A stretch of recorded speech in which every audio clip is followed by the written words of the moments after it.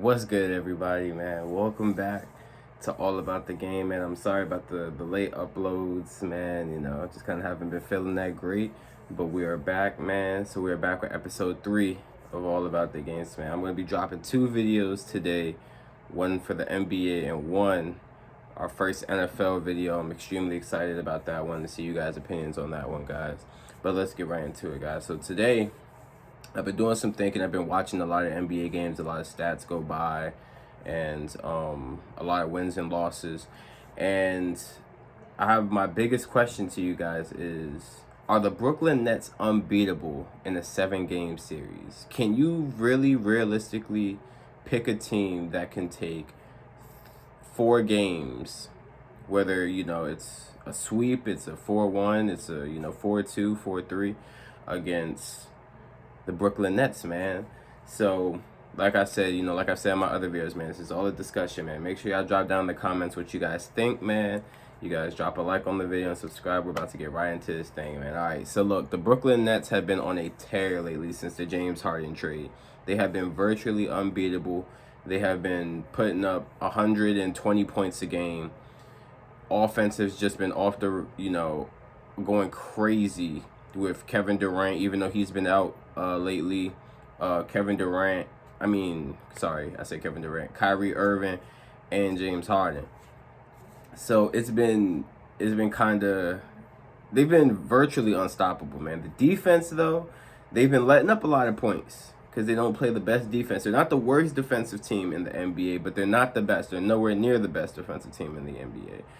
But I guess when you really think about it, when you're dropping 120 points a game, you really only need to get certain stops at certain points to get to that big lead, man. They've beaten a lot of playoff championship contending teams, you know what I'm saying? Both in the Eastern Conference and in the Western Conference. In my opinion, I'm always going to give you guys my opinion. In my opinion, I think Brooklyn is coming out the East. I don't see a team...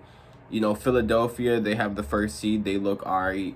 But I don't think they have the firepower. Ben Simmons still can't really shoot threes like that. Embiid has been on a tear, definitely MVP candidate this year. But I don't think that they have enough to dethrone where Brooklyn is right now, Boston has been extremely underwhelming. I mean, they're not even in playoff contention right now. They're looking pretty rough. Hopefully they get it together and they start looking like the team that they've been looking like the past couple years.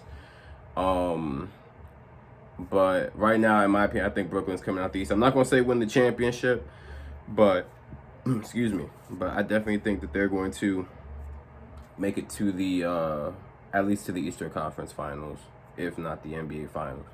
But let me just drop some stats for you guys, man, just to let you guys know, just to, kind of put some context into why I bring up this question of whether they're unbeatable in the 7-game series, man. So we have Kevin Durant. I want you guys to keep in mind, we're around, I believe, 30 or so games into the NBA season, if I'm not mistaken, 30 or 40 maybe. The All-Star break is starting to come up. But so far we have Kevin Durant, who's only played 19 games. Only 19. He's averaging 29 points per game, 7.5 rebounds, and 5.3 assists on 52.4% shooting. Now, this is obviously is not a surprise to anybody. It's Kevin Durant. When people talk about getting buckets, Kevin Durant usually is the first one to come to mind. He can get a bucket from anywhere. The man is 7 foot tall. I don't care what anybody says. He is 7 feet tall. And, with the wingspan like that to just rise and just shoot over anybody, man. He draws mismatches. You can't put a guard on him. He just shoots right over him. You can't put a big on him. You guys all know this stuff about Kevin Durant, man. So next we have Kyrie Irving, who's only played 24 games. Now, we know that he was gone for a minute due to his own personal reasons. We're not going to get into that. But Kyrie Irving is one of the best, not even one of the best. He is the best ball handler in the NBA. He literally has the ball on his string. The ball goes where he wants it to go. This man has a fantastic handle. He has a great clutch gene. We saw it when he was in Cleveland, hit the shot over Golden State the 73-9 Golden State team to win, Cleveland their, first championship in, I believe, 50 years or something like that. But, Kyrie Irving. So he's averaging 27.4, 4.7 rebounds, 5.9 assists, and 52.1% shooting this season. So now you got two guys over here that's virtually dropping you around 50 points. That's only two guys dropping you 50, giving you 50 points for your team. Okay, 50 points. Now we bring in the who I think is the X factor, and that is James Harden. I think James Harden is. I think that if you were to take one or two, or if you were to take one person off of Brooklyn to really keep this a championship team, I think you would get rid of Kyrie and you would just have James and KD. That's personally what I believe, because I think James Harden has been playing. I mean, when he won it out of Houston, everyone was bashing him, and he could have went about it a little bit better, but James Harden has been ridiculous this season. And I mean, he's adopted that point guard role that Kyrie Irving would have, but Kyrie Irving, said, look, I'm more of the shooting guy. I want to go, I want to get the ball, I want to shoot. I don't want to facilitate for other people. With the assists come, he's still averaging 5.9 assists. So the assists come with Kyrie Irving. But James Harden is really getting guys open. You guys are going to see from the stats I'm going to provide for you guys. So James Harden has played 21 games. 21 games. He's got 25.1 points. Now, obviously, James Harden's a very high volume scorer. So those numbers are actually a little bit lower than what we are accustomed to seeing. But here's why. He's got 8.4 rebounds, which is the best out of the three, including Kevin Durant.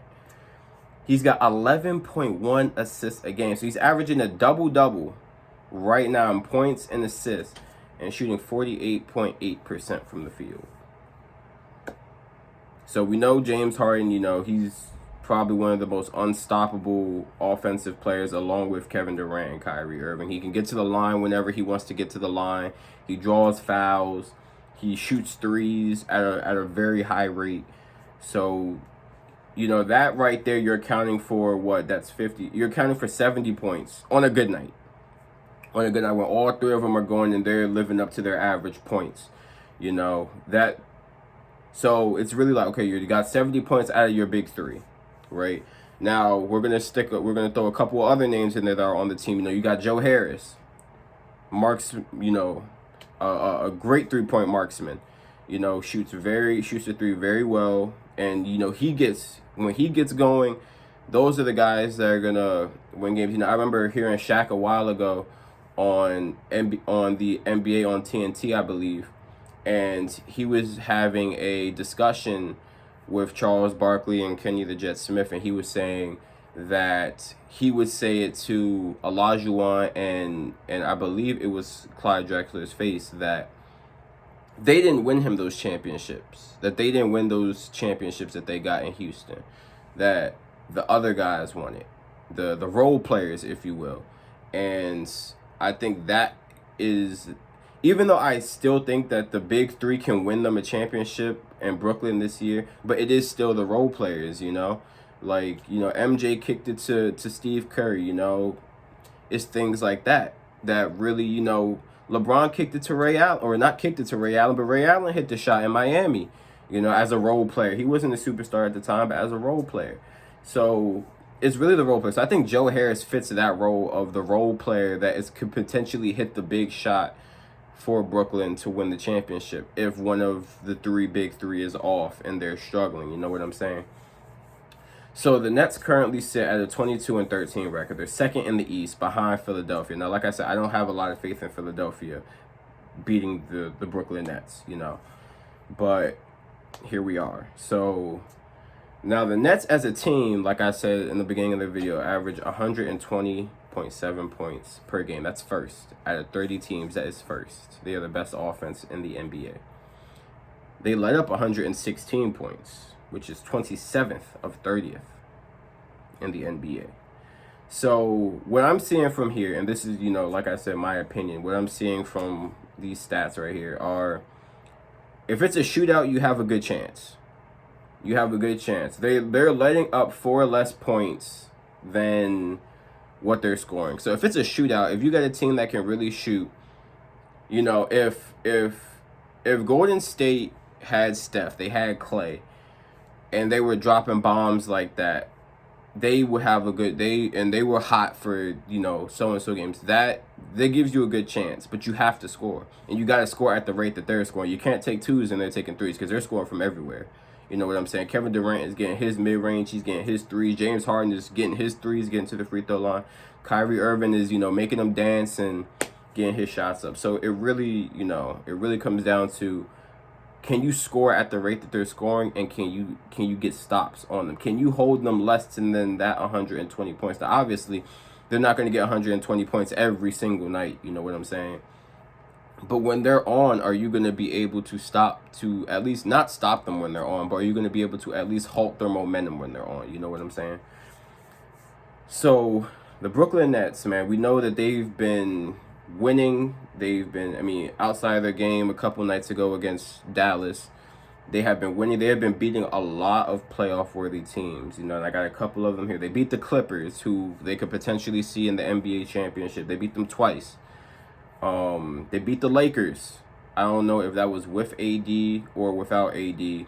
But if it was with AD, that's even more worrisome, because that's an NBA Finals matchup in itself too. LeBron and AD versus the Brooklyn Big Three. And they beat the Lakers. They dismantled Utah, who is currently first in the West. They dismantled Utah 130-96. And then they beat Milwaukee, who can, I don't think there will be, you know, that's within Brooklyn's, you know, conference. So I don't think Milwaukee will be getting anywhere close to the NBA Finals until they get Giannis some help, or Giannis starts to develop a better jump shot. So, you know, I provided you guys with everything. If you guys think that Brooklyn can be had in a 4-game series, man, let me know. And drop in the comments who you think could potentially beat Brooklyn. You know, whether it's in their own conference or whether it's in the NBA Finals. I think the only team that can really beat Brooklyn is with that man, King James, man. King James, AD, Dennis Schroeder. I mean, look, it's a big two, but I think defensively they can do it. They got a great defensive coach in Frank Vogel.